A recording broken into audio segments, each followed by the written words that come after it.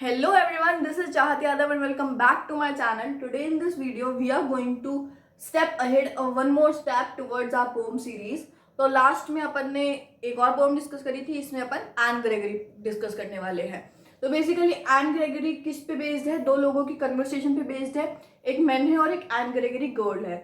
तो जो मैन है वो यहाँ पे स्पेसिफाई नहीं किया गया, तो let us take that man as William Butler is the poet itself. ठीक है.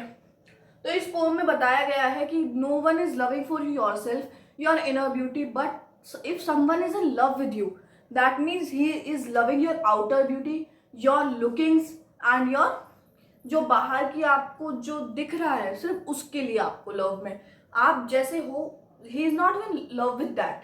ठीक है. Never shall a young man thrown into despair, मतलब कभी भी किसी भी इंसान को होपलेस नहीं होना चाहिए. Despair means hopeless. आपकी बुक में एक स्पेसिफिक मीनिंग भी गिवन है डिस्पेयर की, डिस्पेयर की नहीं गिवन है, रैम्पर्स की गिवन है. तो never shall a young man thrown into despair. Despair means कभी भी कोई भी इंसान होपलेस नहीं होना चाहिए. क्यों? By those great honey coloured ramparts at your ear. कभी भी उन ग्रेट हनी कलर्ड रैम्पर्स, मतलब कि बहुत सुंदर उसके बाल थे, बहुत सिल्की उसके बाल, ऑफकोर्स होंगे भी अब तक अगर वो होगी तो. उसके येलो कलर्ड रैम्पर्स, येलो कलर जो हेयर्स है वो रैम्पर्स का काम कर रहे हैं ईयर के पीछे जाके. रैम्पर्स किसके लिए? उसकी इनर ब्यूटी नहीं दिख पा रही है उसकी वजह से. जो रैम्पर्स होते हैं बेसिकली वो जो वॉल होती है, जो बेसिकली किंग पैलेस की जो वॉल होती है उसके बाहर उस बड़ी बड़ी वॉल्स को रैम्पर्स बोलते हैं. तो सेम वही, जैसे वो एक किंग पैलेस के इनसाइड की ब्यूटी नहीं दिखने देती, वैसे ही यहाँ पे जो हेयर्स हैं जो रैम्पर्स का काम कर रहे हैं वो एन ग्रेगरी के अंदर की ब्यूटी नहीं दिखने दे रहे. And love you for your self alone and not your yellow hair, मतलब कि अगर तुम्हारे जब तक ये हेयर्स रैम्पर्ट्स का काम करेंगे तब तक तुम्हें कोई तुम्हारे लिए प्यार नहीं कर सकता. They will not love you for your self alone, पर तुम्हारे जो येलो कलर्ड हेयर्स हैं they will love you for that.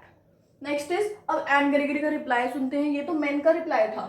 N Gregory का रिप्लाई सुनते हैं. But I can get such colour dye, I can get a hair dye and set such colour there, brown और black और carrot, that young man in despair. अब Anne Gregory बोलती है अगर मेरी येलो कलर की वजह से ही लोग मुझसे प्यार करते हैं तो मैं इनको चेंज करवा लूंगी. मतलब एटलीस्ट जो मुझसे गलत, मतलब कि only for my hairs love कर रहे हैं, वो अब मेरी इनर ब्यूटी देख पाएंगे. तो एन ग्रेगरी क्या बोलती है? मैं उनको ब्लैक, ब्राउन या कैरेट कलर का भी करवा सकती हूँ, हेयर डाई करवा सकती हूँ. तो जो यंग मैन है जो होपलेस है कि मेरे जो येलो कलर हैं वो अगर मैंने इफ जो येलो कलर की वजह से जो होपलेस है वो अब होपलेस नहीं रहेगा, और ना ही may love me for my self alone and not my yellow hair, और अब वो मुझको मेरे लिए प्यार करेगा ना कि किसी और के लिए, या ना कि किसी येलो कलर के हेयर के लिए या फिर किसी और आउटर ब्यूटी के लिए. बट अब एन ग्रेगरी का रिप्लाई हो गया. Anne Gregory was still like कि हाँ भाई, we can even let someone love us for ourself. अब मैन का reply again, I heard an old religious man but yesterday night declare. अब ये कन्वर्सेशन हो जाती है, काइंड ऑफ डिबेट में हो जाती है. अब वो बोलता है कि पर मैंने कल ही रात एक ओल्ड रिलीजियस मैन, बहुत साधु संत टाइप इंसान को बोलते हुए सुना था, that he had found a text to prove, मतलब कि उसको एक ग्रंथ मिला है. टेक्स्ट मतलब कोई भी रिलीजियस टेक्स्ट होगा, उसको मिला है कि वो प्रूव कर सकता है कि only God my dear could love you for yourself alone and not your yellow hair. कि बस गॉड ही एक ऐसी सोर्स है जो आपको आपके लिए, आप जैसे हो, आप जैसे इनसाइड ब्यूटी है आपकी, आपको प्यार कर सकते हैं, नॉट योर येलो हेयर. मतलब गॉड आपके येलो हेयर या कोई भी आपकी आउटर ब्यूटी नहीं देखते हैं, आपका स्किन कलर उनके लिए कोई मायने नहीं रखता है. But you for your self, मतलब कि जैसे तुम हो, your inner beauty, your nature, your behaviour means a lot. ठीक है. तो this was the poem written by William Butler ईस्ट. तो इसमें आपको बेसिकली डीप मिला है एक मैसेज. ठीक है. नेक्स्ट अपन पोएटिक डिवाइसेस पे आ जाते हैं इसके.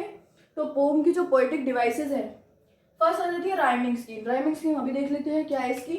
Man A, despair B, honey coloured, coloured किसी से मैच नहीं हो रहा C, ear despair B, alone coloured despair किसी से मैच नहीं हो रहा, अगेन क्या होगा डी, हेयर ईयर बी. तो आप इनके अगर इसकी भी देखोगे या इसकी भी देखोगे तो सेम राइमिंग स्कीम मिलेगी, A B C B D B. ठीक है. तो ये इसकी राइमिंग स्कीम है. नेक्स्ट अपने पास पोएटिक डिवाइस आ जाता था मेटाफॉर. मेटाफॉर बिना किसी सिमिली के यूज किए हुए, आप किसी को किसी के साथ कंपेयर कर रहे हो। यहाँ पे रैम्पर्ट्स को कंपेयर किया गया है ईयर के साथ, हेयर के साथ, ठीक है। तो यहाँ पे हेयर आपको कहीं पे भी एज या लाइक जैसे शब्द इस पूरे पैराग्राफ में नहीं मिलेंगे। तो रैम्पर्ट्स एक्ट एज अ मेटाफोर, ठीक है। Next comes anaphora. एनाफोरा मतलब कि एलिट्रेशन। एलिट्रेशन मतलब किसी भी लेटर की बार बार रिपीटिशन होना। फॉर एग्जाम्पल यहाँ पे आप देखोगे your yellow, your yellow. Now here एक और आपको ढूंढ देती हूँ, फिर आप बाकी देख लेना। हेयर ब्राउन एंड ब्लैक, तो B and B, okay. So this was alliteration. Next come enjambment. Enjambment का यहाँ पे यूज किया गया है डिस्पेयर के बाद कोई सिंबल नहीं है, कलर्ड के बाद कोई सिंबल नहीं है, अलोन के बाद भी कोई सिंबल नहीं है, मतलब कि लाइन बार बार क्रैक हो रही है, तो यहाँ पे एंजाममेंट का यूज भी किया गया है। नेक्स्ट कम्स आपके पास एनाफोरा। एनाफोरा कहाँ आ जाता है? एनाफोरा मतलब कोई भी लाइन सेम वर्ड से स्टार्ट हो रही हो किसी भी स्टेंजा में कहीं से भी, ठीक है। तो यहाँ पे एनाफोरा, यहाँ पे दैट है, अगेन दैट से स्टार्ट हो रही है, तो दैट से दोनों लाइन दैट से स्टार्ट हो रही है, तो ये वाला कौन सा हो गया? Anaphora. Next is repetition. Repetition कहाँ पे आएगा अपना? यहाँ पे ये वर्ड है अपने पास डिस्पेयर। डिस्पेयर अब कहाँ रिपीट हो रहा है? यहाँ पे रिपीट हो रहा है डिस्पेयर। नेक्स्ट कहाँ रिपीट हो रहा है अपना डिस्पेयर? डिस्पेयर और कहीं रिपीट नहीं हो रहा, मतलब कि कोई भी वर्ड, पूरा का पूरा वर्ड आपको बार बार रिपीट होता मिले, या फिर कोई भी स्टैंजा आपको कोई भी फ्रेज रिपीट होता मिले, तो वो किस में आ जाएगा? रिपीटिशन में। और भी ऐसे वर्ड्स हैं जो, जैसे येलो हेयर हो गया, हर स्टैंजा में मिलेगा yellow hair, again yellow hair, तो येलो हेयर भी रिपीटिशन के अंडर आ जाता है। तो दिस वाज दिस पोएम, और ये अपनी क्यूट सी एन ग्रेगरी है, जिसकी ऑफ कोर्स हेयर तो येलो नहीं है, बट अगर आप कलर करो तो येलो हो जाएंगे। So this was all for this poem. If any doubts then let me know in the comment section. Till then, keep studying. Goodbye.